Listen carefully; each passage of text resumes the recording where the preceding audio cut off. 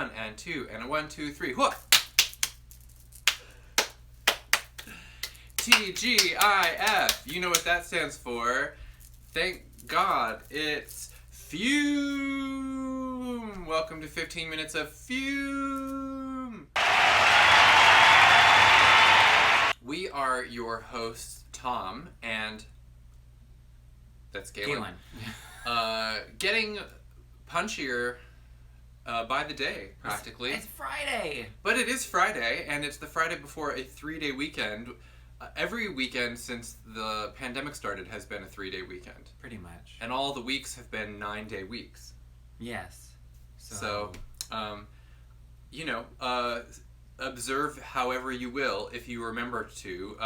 Next thing you know, it will be Tuesday again, and people will be expecting things of you. And then it'll be June. What? June's coming. Anyway, we're just going to pick right back up where we left off a few days ago. Per our last video, we have been sniff testing perfumes that Black Phoenix Alchemy Lab created in collaboration with Bloodmilk Jewels. Available only at bloodmilkjewels.com. That's right, we make them, they sell them. So we're doing these in a 3-part video. This is part 2 of 3. And because we have 13 of them right here in the house. That's what we got. That's what we're doing. We can't get any more. So today the scents that we are sniff testing are Owl Moon, as in the bird. Who? Owl Moon. Owl Moon, I said. Belonging to the Darkness. Who? Sorry, that owl interrupted again. Owl humor.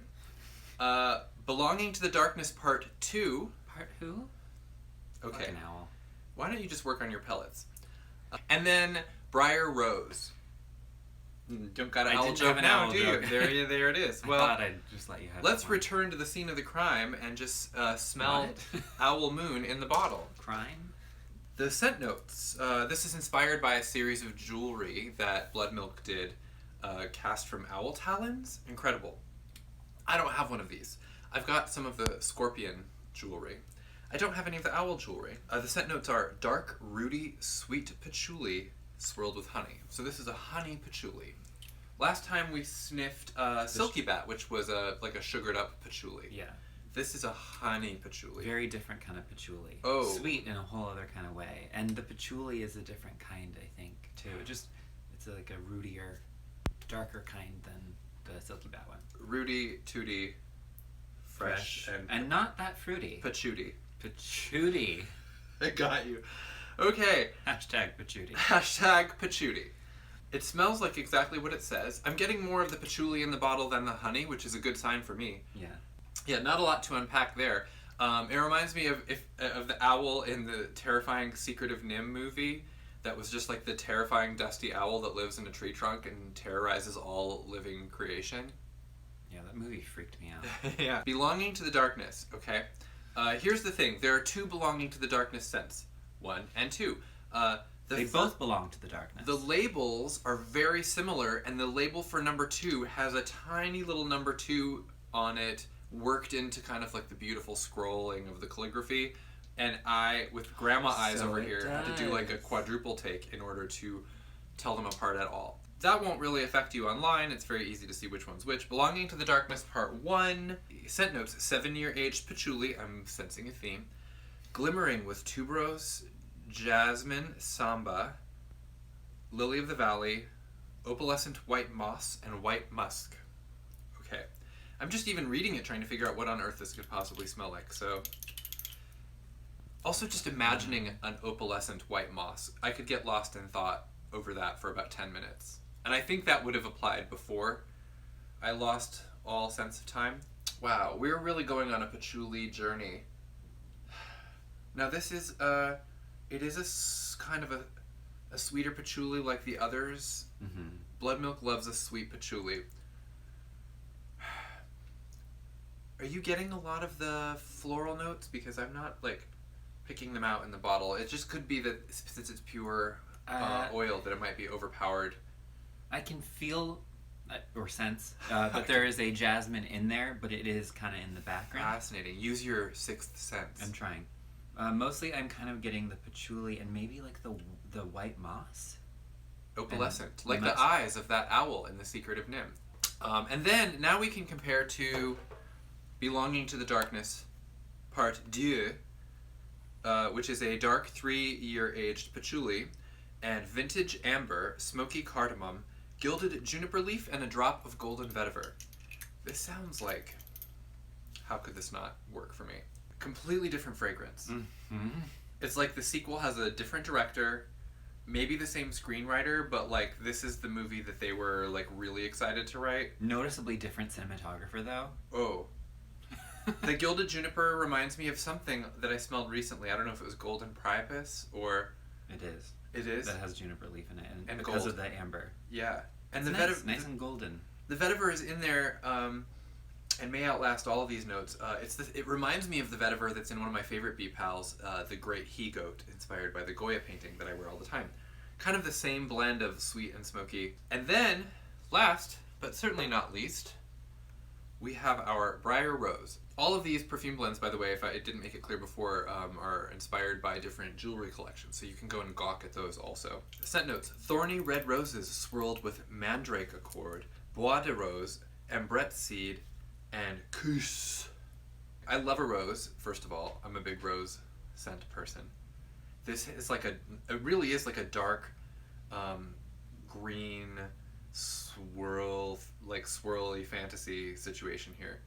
Yeah, the mandrake kind of adds a nice, like, creepy, rooty quality. Yeah. It's like a little scary. You travel down, it's like the petals, Beautiful, the but stems, scary. the leaves, Yeah. and then like all the way down to the roots. There's like an ominous like widow scent to this smell. You know? Widow scent, single note. Yeah. Widow single note. Widow's walk, single note. Mm-hmm. All right, well, let's try it on and see if we can live with ourselves and the choices we've made. Well, we're back, and we're slathered in owl grease and various patchoulis. This actually, what I love about this is it reminds me of going to a lunacy event or visiting us at the booth where like you might have dabs of perfumes all over your body that you tested at various times. And we have it a little easier because people would get lost. That's why we have the notepads usually at these events, so people can write down like what they tried on and what they thought about it. But we just have the benefit of editing, first of all, thank you, and also just trying on like a handful of perfumes and then having the bottles right in front of us. So I know not everyone has this privilege right now, but we are here to just share our impressions so that you know, can be a little more informed in your travels. Sorry, I have a hiccup. Okay, Owl Moon. Okay, this was the dark, rooty, sweet patchouli, swirled with honey. Truly just kind of like a light honey drizzle, first of all. This is not like really... I'm sensitive to honey, and this I would tell you if it was a honey-forward scent, and I love that it's just been kind of like caressed with the honey. You could wear this. I really could. And not be like, oh boy. It's not like a really sweet patchouli like the one that we tried on yesterday, the Silky Bat, either. Yeah.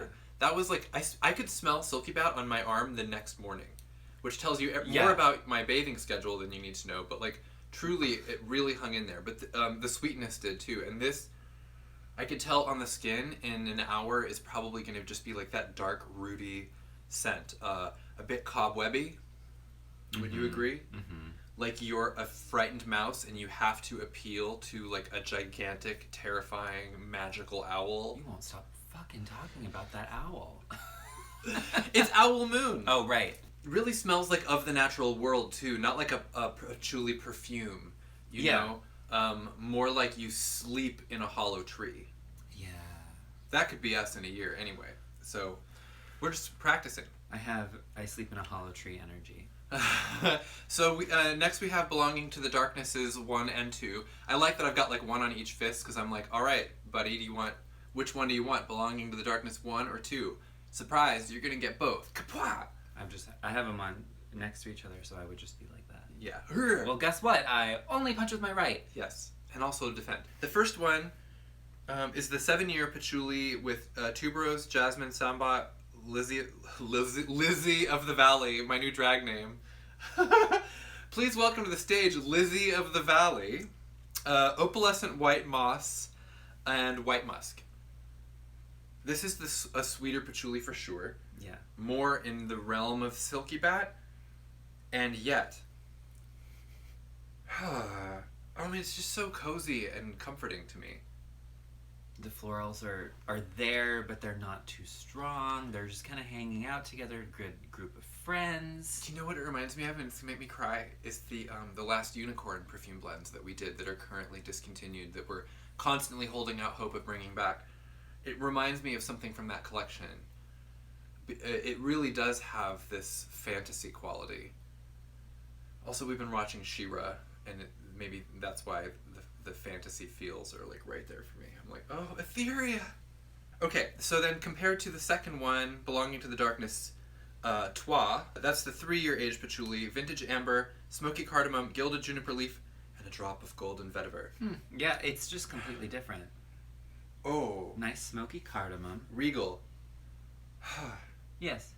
This one is more like Princess Mononoke with that thing in the forest where they go to visit the forest spirit. Oh, I love that forest spirit. That's what I'm getting from this one. Totally different fantasy. Still in the realm of fantasy, but it's like there's something like woodier, and there's a kind of a more like holy quality to it. I don't know what it is. Mm-hmm. It's probably a bit of the juniper and gold. That golden, yeah. Yes. There's just it's regal. Yeah. Yeah. And it has like a sweetness to it, but overall like it's much more of like a woody, herbal, lightly sweetened. And go figure that together, they're very complementary. Part 1 really sweetens up part 2, and then part 2 kind of darkens part 1. It's just like they really help balance each other. It really reminds me of the As Above, So Below pairing from the Haute Macabre perfume blends. That's what we're dealing with here. Yeah. You all would tell me if I had lipstick in my teeth, right? We're good? Okay.